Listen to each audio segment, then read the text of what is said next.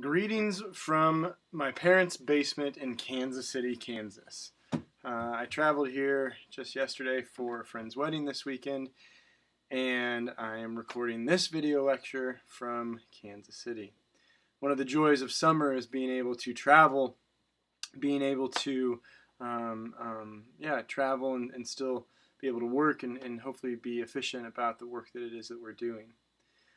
First and foremost, I want to congratulate you all for finishing the first week of the class, and hopefully you're already feeling excited. You're already feeling invigorated about philosophy and about the enterprise of doing philosophical work.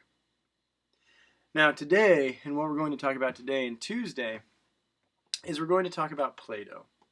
And we had left off last week talking about Socrates, talking about his main push to really get us to examine ourselves, getting us to focus in about the unexamined life.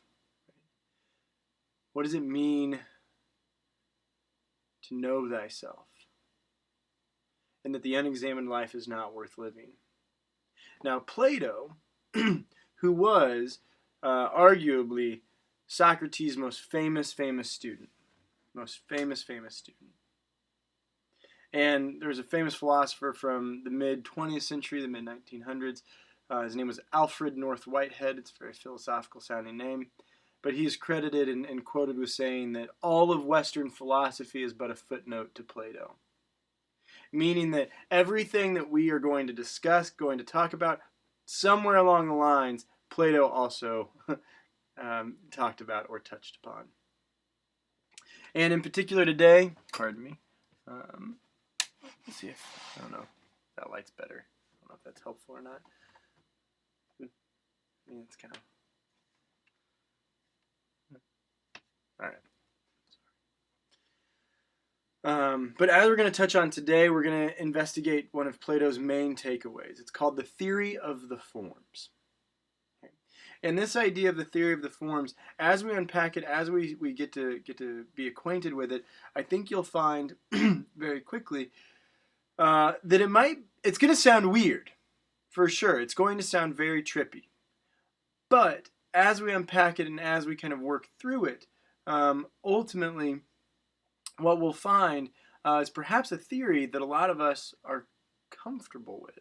And I'll make that connection near the very end. So if you have the lecture notes or pull them up, along the next side, on the other side of the screen here, what we're going to do is we're going to work through this. And like I said, it's going to sound trippy, for sure. Because what Plato is really interested in is he's really interested in trying to explain a couple of things. And this is what is referenced at the top of the sheet here. Okay.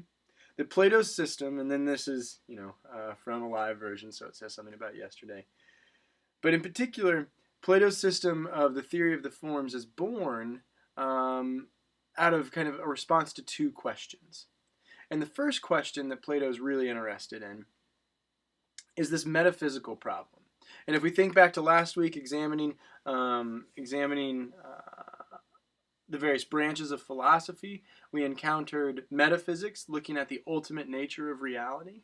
Right? What is all of this that we're doing? What is, how do we understand this world within which we're living on a very metaphysical and deep level? Well, Plato was really interested in this question. And in particular, he was interested in the question, how do things stay the same, but yet be in constant change?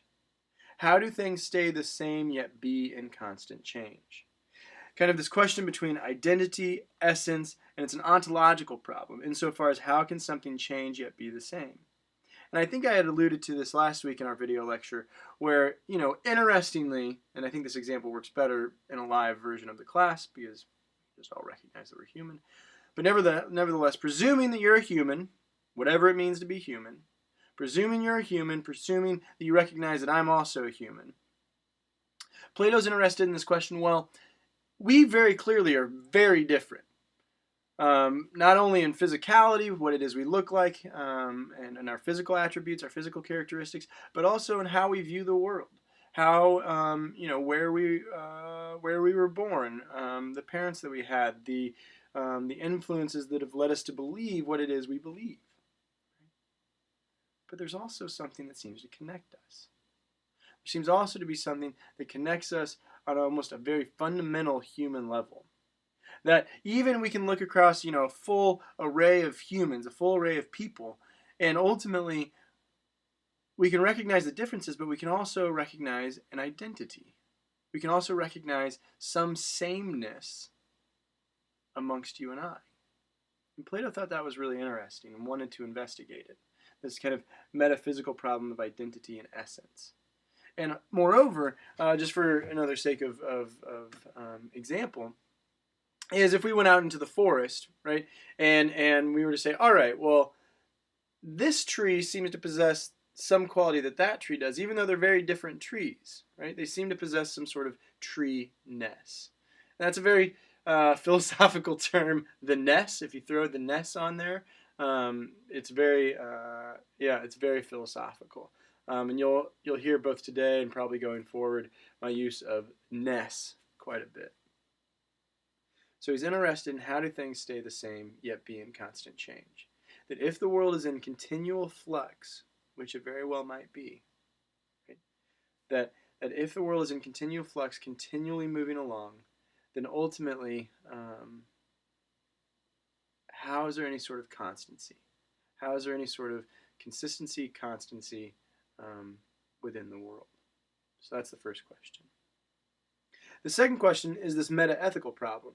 And again, if we think back last week to our branches of philosophy, and we think back to ethics as a subject, right? In the various branches of ethics, we encountered meta-ethics. We encountered going beyond, right, these ethical propositions.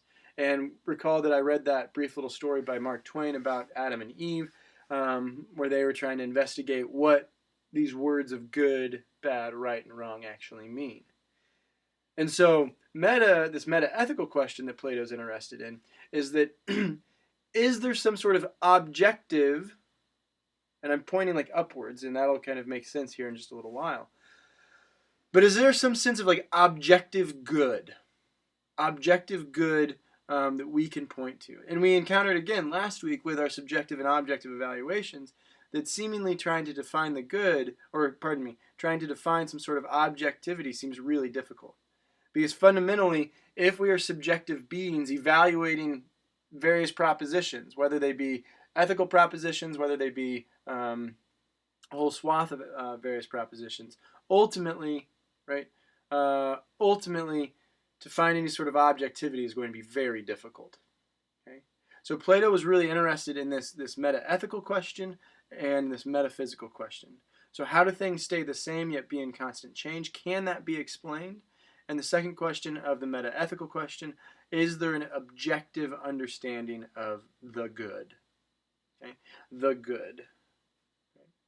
And insofar as he's going to investigate that, he's going to claim, well, cliffhanger.